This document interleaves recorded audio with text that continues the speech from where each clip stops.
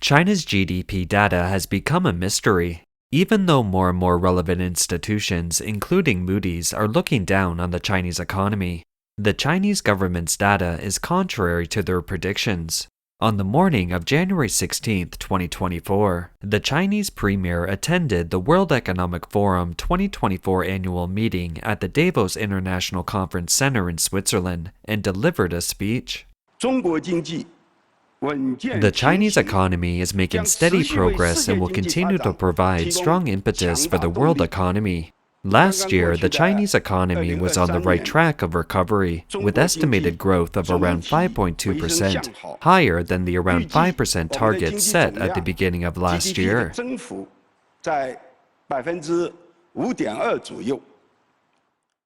China's premier let the cat out of the bag early, reporting China's annual growth rate in front of the international business and political leaders at the World Economic Forum on January 16th. The following day, the Chinese National Bureau of Statistics announced GDP growth of 5.2% for the fourth quarter and full year of 2023. The outside world understands that this move, together with Beijing sending a large delegation to Davos, emphasizes that the Chinese economy is stable and improving. The CCP is trying to retain foreign investment that is rapidly leaving China. However, experts question the authenticity of the data revealed by Li Chang. Kyle Bass, an American hedge fund manager and founder of Heyman Capital Management, described Li as a puppet Pinocchio on social media X.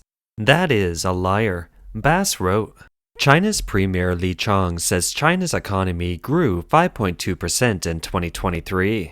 A year in which China's centrally planned economy experienced a real estate collapse, a banking crisis, a youth unemployment surge in excess of 20%, and a global retraction of capital from China. Regardless of whether this cliché statement that China's economy is stable and improving has rekindled foreign friends' confidence in China's economy, Chinese people who have directly experienced it are the first ones not to buy it. Let's take a look at the Chinese themselves responding to this news. On January 17, 2024, nearly 90,000 comments were made in a sarcastic tone under the news story about China's 5.2% GDP growth in 2023. One netizen wrote, I grow Satsuma oranges in Guangxi and made 140 million this year. It's satire made by Chinese people, mimicking the CCP's tactic of creating a perfect model using the party media. It's fake in general, an impossible task. The tactic is widely adopted on the Chinese web because negative comments are simply not allowed. For example, this netizen wrote, I drove a bus in Zhengzhou and earned US 4.2 million a year. This user wrote, Stocks are soaring today. I'm planning to buy 2,000 buildings tonight. Another netizen wrote, I don't make as much money as they do as I collect bottles for recycling in Chengdu. Last year I made about $1.4 million. On the same day, January 17th, the Information Office of the State Council held a press conference in the morning to give a summary of the national economy in 2023. The Director General of the National Bureau of Statistics said that the average weekly working hours of employed persons in enterprises across the country was 49 hours. However, in the comments section, people commented that their working hours were far more than 49 hours. A netizen replied, I work 84 hours in 7 days. Who has represented me and reached such a median? Some netizens asked outright, what kind of person is representing me, working only 49 hours a week? Interestingly, after the National Bureau of Statistics released a series of seemingly stable and promising data, more than 5,000 A-share stocks fell in one swoop. On January 17th, the Hong Kong stock market plummeted 3.71% and the Shanghai stock market plummeted 2.09%. On the morning of January 18th, the three major A-share stock indexes all fell by more than 1%, and the Shanghai Stock Exchange Index even fell below the 2,800-point mark, setting a new low since April 2020. Normally, if the government releases news that is favorable to the economy, the stock market should see an increase. In this case, the data given by the government is so bright, but why does the stock market fall? Does it not trust the government? No matter what the reason is, such a drop has pierced the hearts of shareholders. Damn, it's going to be 2,700 points, a big loss. How many times did it fall below 2,800 over the past 10 years? How many times have you seen it below 2,800, fellow shareholders? We investors are going to be remembered by history. 2024 is destined to leave a mark in history and will be the investors to be nailed to the pillar of shame. Everything is collapsing.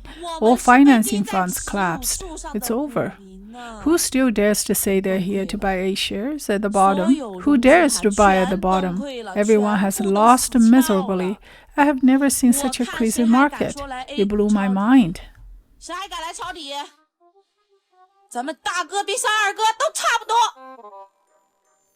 In order to stabilize the investors' mood, many web celebrities and financial experts came out one after another and made remarks that dumbfounded the public. It's not surprising. We'll explain it in a moment. Hu Xijin, the former editor-in-chief of the party media Global Times and a big web celebrity, announced on Weibo that he would add 120,000 yuan to the position on the same day the stock declined. He declared, "There is gold everywhere below 2,800 points." This seems to be a show of loyalty to the Communist Party. But he didn't expect that his remarks would be banned as well, despite the intent to put out the fire for the party. All related topics on Weibo were banned as well.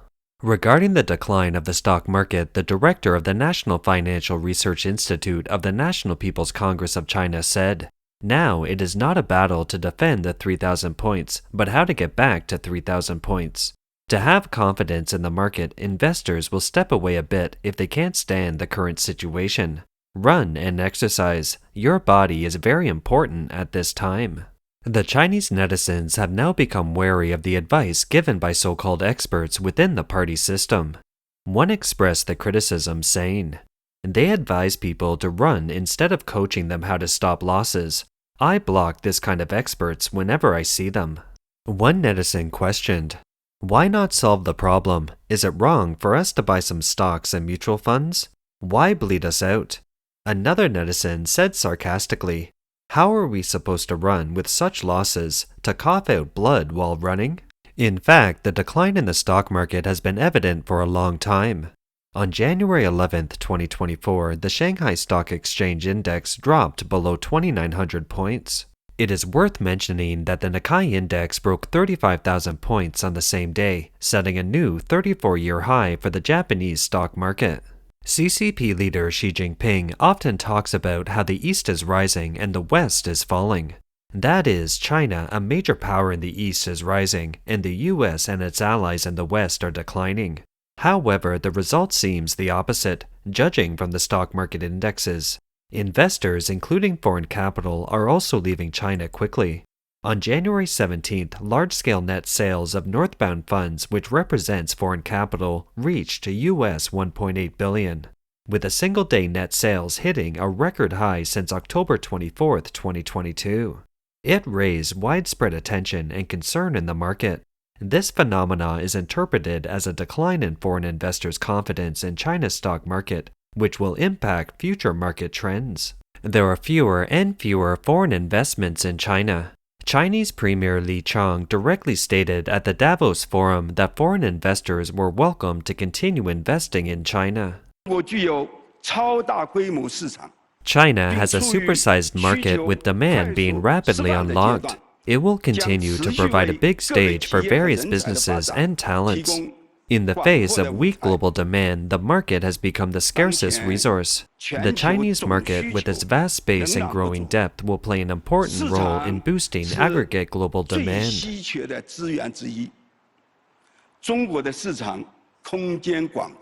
In late 2022, after 3 years of epidemic blockade and on the verge of economic collapse, the CCP lifted the lockdown, but its economic recovery has been difficult, with the three engines of import-export, consumption, and investment all slowing down. After the youth unemployment rate reached a new high of 21.3% in June 2023, the Chinese government stopped releasing the data until they recently threw out a seriously questionable youth unemployment rate that fell to 14.9%. China's real estate debt crisis has slowly shaken the confidence of overseas and domestic investors. This time, Li Chang's investment promotion at the Davos Forum didn't offer any specific practical solutions. It should be difficult to attract foreign investment and inspire the confidence of investors again.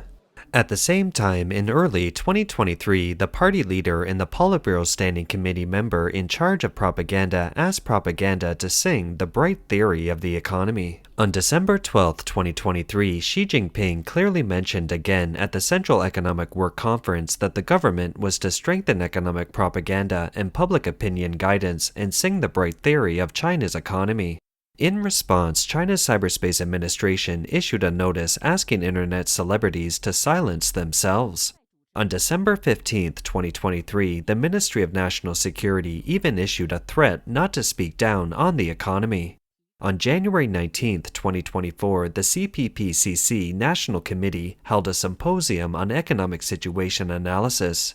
The chairman of the CPPCC asked its members to promote the CCP's policies and sing the bright theory of China's economy. In the logic of the CCP, it seems that if everyone, from the premier down to the average netizen, speaks that China's economic future is bright, the country will be rolling in money. Since the Chinese government's information isn't transparent and the data is questionable, it's difficult for outsiders to see where China's economy is at for sure. Our advice is that investors and foreign companies interested in investing in China need to expand their information base and pay special attention to the state of Chinese companies. A huge number of Chinese companies are fighting for their survival. On January 17, 2024, Fugong Electric Company in Qingshan, Jiangsu announced that it had decided to suspend work for half a year between January 19 and July 31, 2024. Its announcement stated that demand for consumer products had weakened due to the change in the European and American market environment. Actual revenue in 2023 fell by as much as 52% compared with the previous year, and it's expected to fall by another 34% in 2024 compared with 2023. China's real estate industry, once a driving force for national growth, has collapsed in recent years, with many second-tier cities feeling the pain of the economic downturn. And it's likely to get worse. Viewers who often watch our channel know that there are many migrant workers in China, and most of them work in the construction industry. When the Chinese New Year came, they usually returned to their hometowns for the Chinese New Year, taking home their hard-earned money. But many have their wages owed by their employers, forcing them to petition. Because migrant workers are the most vulnerable group in Chinese society, it has become a common phenomenon for migrant workers to rally and protest in order to have a chance of getting their money back. It was like this during the period of rapid economic development in China. Things will be rougher at a time when the industry is in a serious depression. On January 18, 2024, China's Logan Group, which specializes in comprehensive real estate development, owed workers their wages, forcing them to sit on the edge of the building roof to protest and try to collect their money. Logan Group owes us money and refuses to give it to us. We will not leave the rooftop. Damn you, you won't give us money. They also played their demands on a loudspeaker as they marched. Logan Group, pay back us peasants hard-earned money. Dozens of migrant workers sat on the edge of the building's roof, holding banners to demand wages. They were seriously prepared to pay the price with their lives to get back their wages. Firefighters set up air mattresses. On January 16, 2024, a real estate project in northwest China owed workers wages for as long as 3 years, causing workers to hold up banners outside the sales department to demand wages.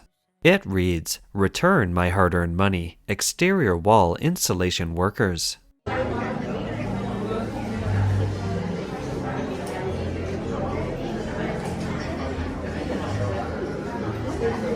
Also suffering from the real estate economy is the vast number of home buyers.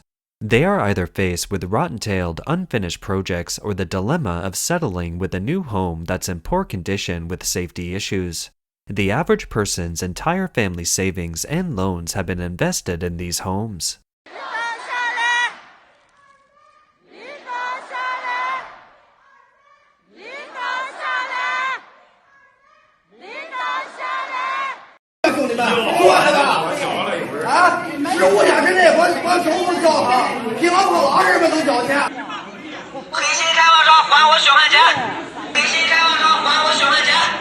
These are the buyers of the rotten-tailed buildings. Their properties have been left unfinished for more than 10 years. The buyers block the road in front of the city's petition office to defend their rights. There are also troubled real estate developers who simply take over the owner's stores to do business as a way of relieving cash pressure. The problem is they don't pay rent to the owners. The reason is simple: the developers' pockets are empty. The limited funds can only be used to buy out the police. To put it bluntly, the government has chosen to back up the developers.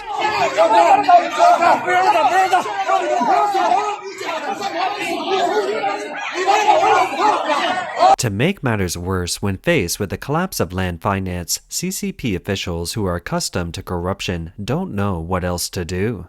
They continue their old routine, knocking down homes, getting the land, and redeveloping them. If there are unfinished buildings for some reason, they will be demolished and rebuilt because land prices are appreciating faster than the cost of the building itself. In the past 30 years, China's real estate economy has advanced wildly in this way. Take a look at the clips we aired in October 2021.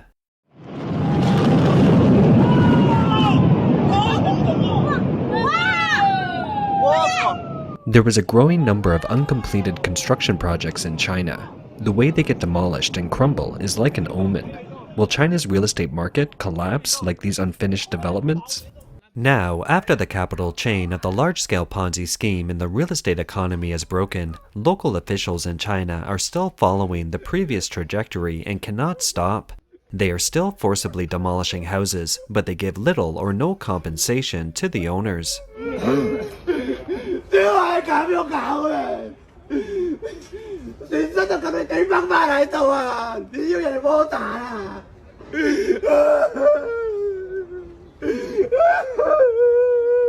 Many people who had lost their homes couldn't find a way out. Some of them can't think of anything better than to continue kneeling and begging the Communist Party. Here, people are protesting the forced demolition of their homes with a banner that reads, "Guangzhou University Town demolished my home. I have been homeless for 20 years. From the top to the bottom, everyone covers for each other. I have no way to get help. Down with embezzlement, down with corruption. Long live the Chinese Communist Party. Long live the CCP." At the end of the episode, we take a look at the current situation on a street in Shenzhen. There are a large number of migrant workers in this area. Here's what you see in this 7-minute stretch. Yes, there are homeless people all over the place. The video also took many Chinese by surprise, with some netizens commenting that this was the first time such a large crowd had been seen sleeping rough on the streets in Shenzhen over the past 2 decades.